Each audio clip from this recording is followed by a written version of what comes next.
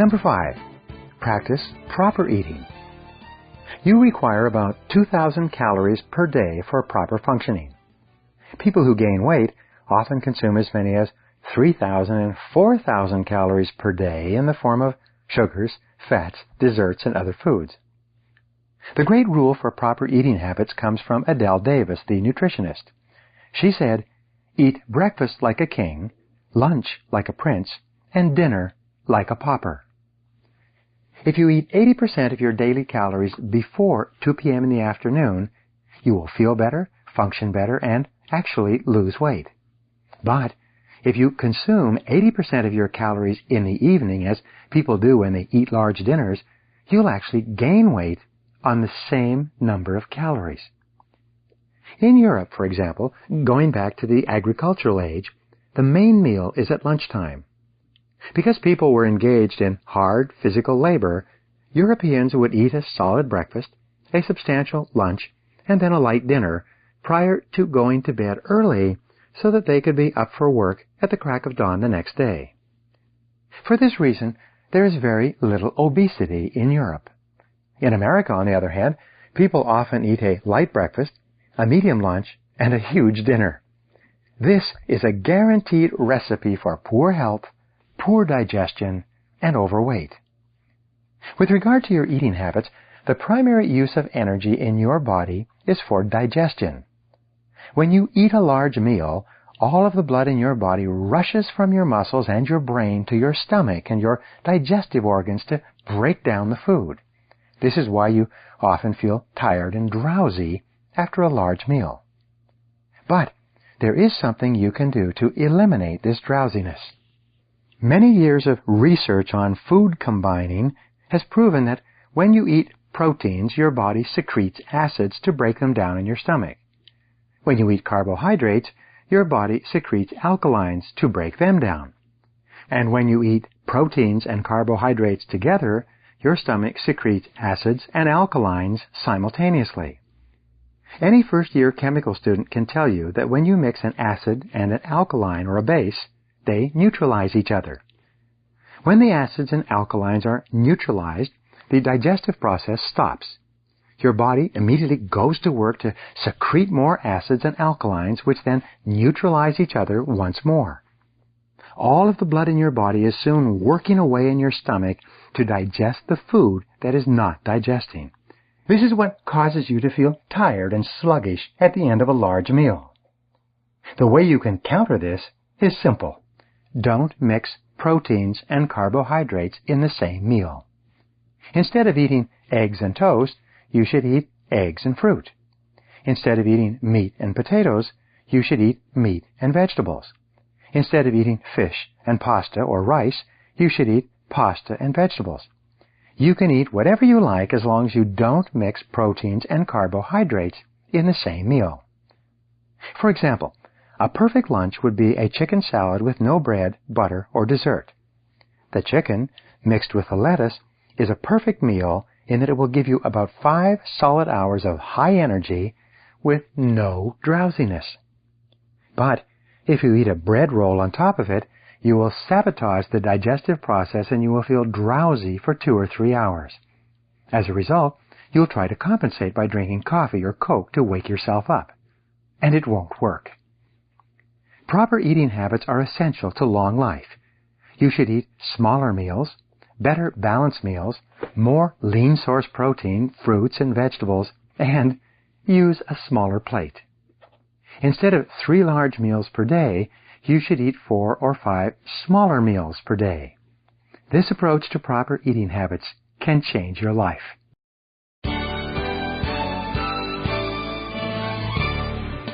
Number 6. Take proper food supplements.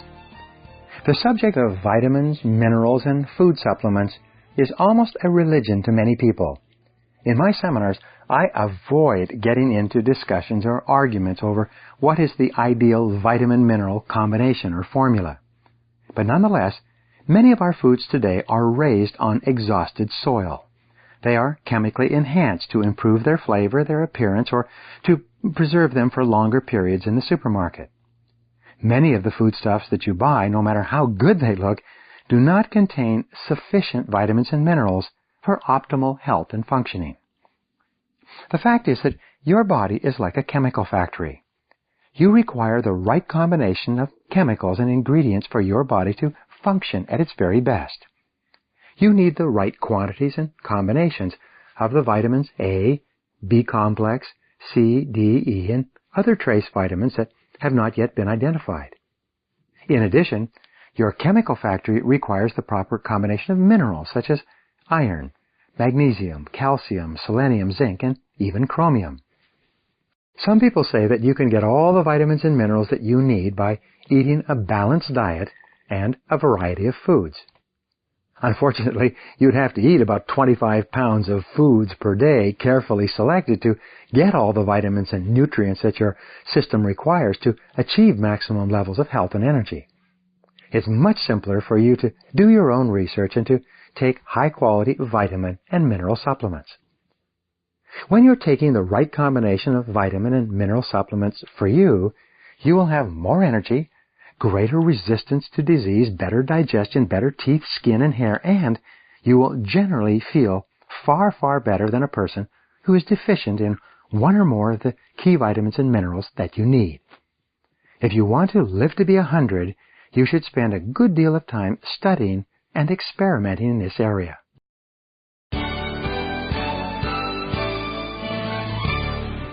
Number 7, drink lots of water. More and more people are becoming aware of the central importance of drinking lots of water to good health and long life. The fact is that you cannot drink too much water. Even if you gorge yourself with water, everything that your body does not require for healthy functioning will simply pass through you. Your body requires 2 to 4 quarts of water each day for normal functioning. If you don't replace these 2 to 4 quarts, which are burned up by your physical, chemical factory in the process of living, breathing, working, and digesting, you'll start to become dehydrated. And there's a very simple test for dehydration. When you are properly hydrated, when you are drinking enough water, the color of your urine will be almost pure. As you become progressively dehydrated, your urine becomes a darker and darker yellow. The average person takes a sip of water from a drinking fountain as they go past it. But this is not for you. You should resolve to drink 8 to 10 large glasses of water every day. And drink more if the weather is hot or if you are working harder than normal. There are some people who believe that drinking lots of water will cure almost any ailment that you have.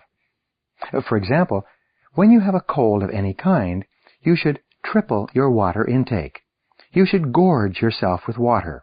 There's something about filling your body with water that helps it to combat virtually any illness or disease.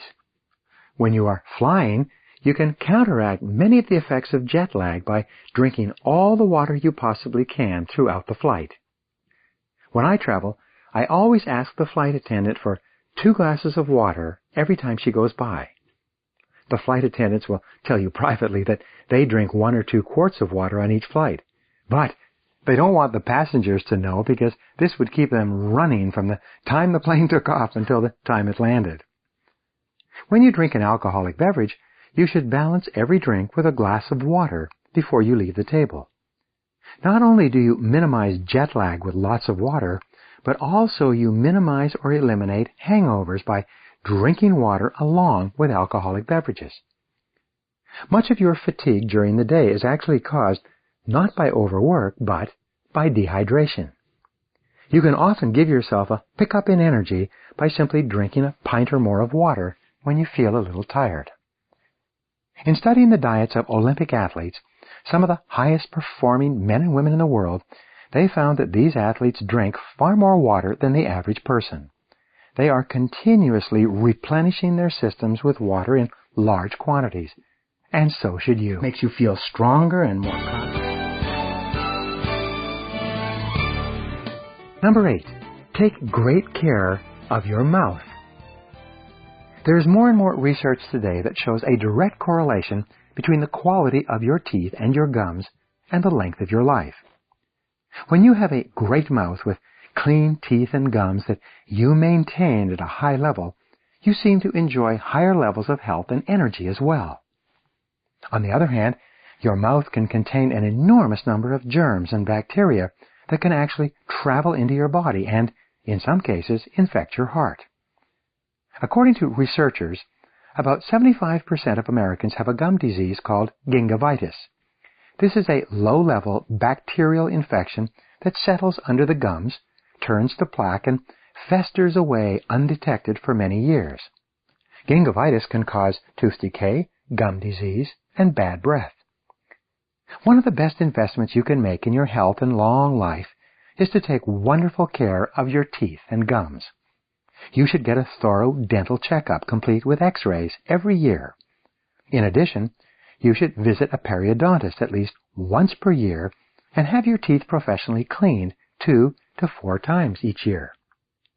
Both your dentist and your periodontist will give you excellent advice on how you can maintain a healthy mouth between visits.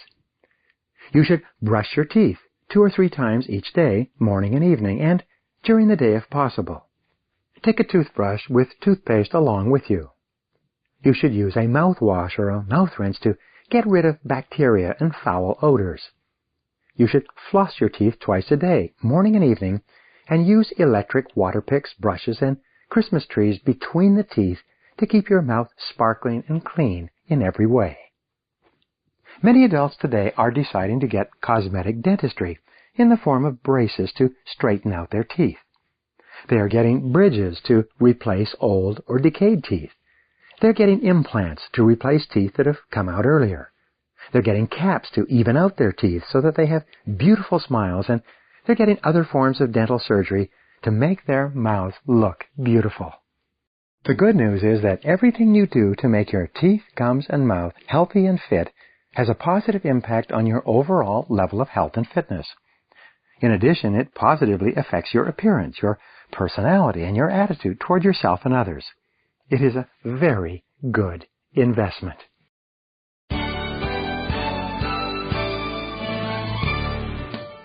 Number 9. Keep yourself physically fit.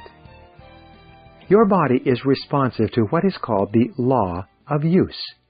If you don't use it, you lose it.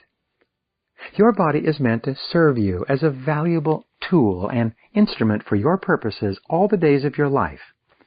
In order to perform at its best, your body requires proper care and maintenance, not only in the form of diet and nutrition, but also in terms of regular physical exercise.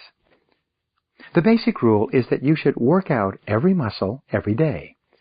You should fully articulate and move every joint in every direction every single day as well. For maximum fitness, you need to work out about 200 minutes per week, or an average of about 30 minutes per day. The very best exercise program is 3 to 5 times per week, 30 to 60 minutes each time. There are 3 major types of exercise. They are aerobic, strength, and flexibility. Aerobic exercises require that you work out vigorously and get your heart rate up to a high level that you maintain for 15 minutes or more. You can accomplish this by vigorous walking, swimming, jogging, a stationary bicycle, cross-country skiing, or even with a rowing machine. One of the best investments you can make is in a heart monitor with a wristwatch that tells you exactly what your heart rate is when you're working out. Strength exercises require calisthenics, sit-ups, push-ups, and the use of weights, both dumbbells and barbells. Fortunately, you can build up your physical strength with weights right up until the 8th decade of life. Many people actually start bodybuilding in their 50s and continue with it for many years. The third type of physical exercise is flexibility. The ultimate is for you to take a class in yoga and learn all the stretching exercises that have been developed over thousands of years. Stretching exercises are extremely important in that tight muscles, especially in the back and the hamstrings, can pull your entire body out of shape. Regular stretching has a positive impact on your posture, your digestion, your energy levels, and all of your other movements. Proper physical exercise is really wonderful. It strengthens your immune system, brightens your personality, improves your self-esteem, makes you feel stronger and more confident inside, improves your digestion, lengthens your life, and makes you more physically attractive to others. Physical exercise is one of the great ways to live to be 100.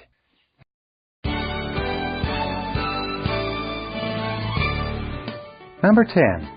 Get lots of rest and recreation.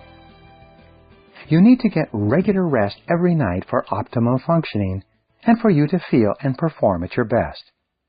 According to the Alameda study covering 20,000 adults over a 22-year period, there's a direct relationship between getting 7 to 8 hours sleep each night and long life. Because of our busy schedules today, more and more people are getting less and less sleep. Many people today are sleeping an hour or more less than they need to perform at their best, and as a result, they go through each day in a form of fog.